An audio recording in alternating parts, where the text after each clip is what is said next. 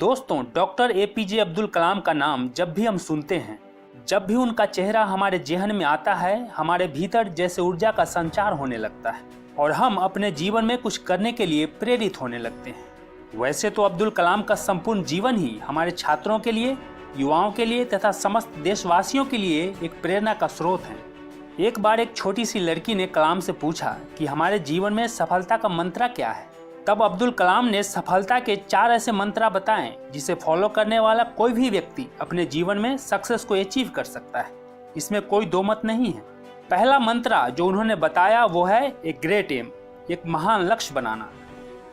दोस्तों, हम में से ज्यादातर लोग ना तो अपने जीवन का कोई लक्ष्य निर्धारित करते हैं और ना ही इसके महत्व को समझ पाते हैं।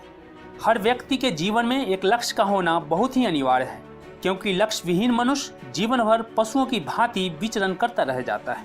वह परिश्रम तो करता है, परंतु उसका परिश्रम उसे किसी निश्चित दिशा या ऊंचाई की ओर नहीं ले जाता है, क्योंकि उसका परिश्रम उद्देश्य रहित होता है, लक्ष्य विहीन होता है, उसमें कोई डायरेक्शन नहीं होता है। वहीं दूसरी ओर जीवन में एक निश्चित लक्ष्य रखने वाला व्यक्ति अपनी समस्त ऊर्जा को लक्ष्य के प्रति आसानी से केंद्रित कर देता है, एकदम फोकस्ड रहता है, जिससे वह व्यक्ति दिन प्रतिदिन प्रगति की ओर अग्रसर रहता है और एक दिन अपने लक्ष्य को हासिल कर लेता है। दोस्तों, याद रखिए, तकदीर बदल जाती है जब जिंदगी का हो कोई मकसद, वरना उम्र कट जाती है तकदीर को इल्जाम देते देते। दूसरा मंत्र जो कलाम बताते हैं वो है कंटिन्यूअसली एक्वायर नॉलेज, लगातार सीखते रहना, ज्ञान अर्जित करते रहना। दोस्तों, मैंने बहुत से ऐसे छात्रों को देखा है जो एक दिन जोश में 8 घंटे तक पढ़ाई तो कर लेते हैं, उसके बाद अगले 8 दिनों तक किताब को छूते तक नहीं है। इससे क्या फायदा होगा?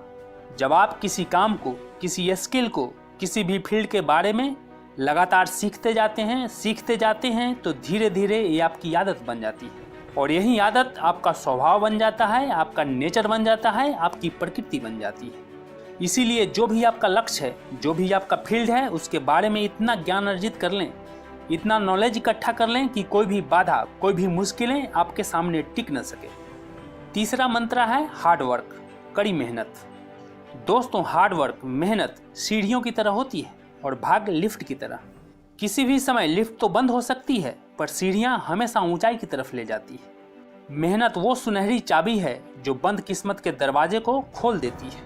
पसीने की स्याही से जो लिखते हैं अपने इरादों को, उनके मुकद्दर के पन्ने कभी कोरे नहीं हुआ करते। आज के ज़माने में छात्र हो या कोई और, हर व्यक्ति बिना परिश्रम के, बिना कुछ किए ही सब कुछ पाना चाहता है। छात्र बिना पढ़े ही अच्छे मार्क्स चाहता है और लोग बिना मेहनत के, बिना संघर्ष के ही सफलता पाना चाहते हैं, अमीर होना चाहते हैं। जिन्हें सपने देखना अच्छा लगता है उन्हें रात छोटी लगती है और जिन्हें सपने पूरे करना अच्छा लगता है उन्हें दिन छोटा लगता है। यदि कड़ी मेहनत आपका हथियार है तो सफलता आपकी गुलाम हो जाएगी। इसीलिए मेहनत इतनी खामोशी से करो कि कामयाबी शोर मचा दे। दोस्तों, जब टूटने लगे हौसले तो बस ये याद रखना, बिना मेहनत के हासिल तख्तो ताज नहीं होते। ढूंढ लेना अंधेरों में मंजिल अपनी, क्योंकि जुगनू कभी रोशनी के मोहताज नहीं होते। और एक बात गांठ बांध लो कि जब तक न सफल हो नींद चैन को त्यागो तुम, संघर्ष का मैदान छोड़कर मत भागो तुम। कुछ किए बिना यूं ही जय जयकार नहीं होती, कोशिश करने वालों की कभी हार नहीं होती। चौथी मंत्र जो अब्दुल कलाम ने बताया है वो है परसिवियर, दृढ़ रहना। जो भी आपके सपने हैं, जो भी लक्ष्य है, उसके प्रति दृढ़ रहना, अटल रहना। दोस्तों, जिंदगी में जो आपका गोल है, जो आप बनना चाहते हैं, जो आप करना चाहते हैं, वो जरूर कीजिए। ये मत सोचिए कि लोग क्या कहेंगे, क्योंकि लोग तो तब भी कुछ कहेंगे जब आप कुछ नहीं करते। सोचो, थॉमस एडिसन ने जब लाइट बल्ब का आविष्कार किया तो वो 1 बार, 2 बार या 100 बार फेल नहीं हुए, बल्कि पूरे 1000 बार फेल हुए, लेकिन कभी अपने लक्ष्य को नहीं छोड़ा, कभी अपने मार्ग से नहीं भटके, पूरी दृढ़ता के साथ डटे रहे और सफल हुए।